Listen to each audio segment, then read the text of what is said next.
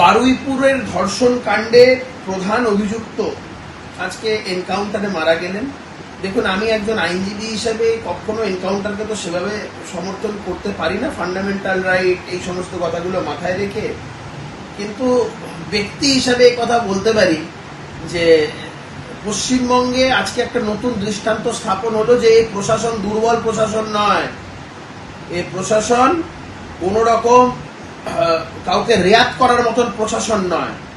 প্রধান অভিযুক্ত বন্দুক ছিনতাই করে পালাতে যাবেন আর প্রশাসনের লোকেরা রসগোল্লা ছুড়বে, তো এই পদ্ধতিতে প্রশাসন চলবে না।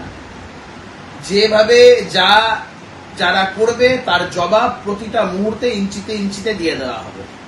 আমি মনে করি এটা একটা স্ট্রং ডেটারেন্ট হয়ে থাকলো। আমরা আমাদের এই সমাজে আরো এই ধরনের বেশ কিছু ডেটারেন্ট চাই।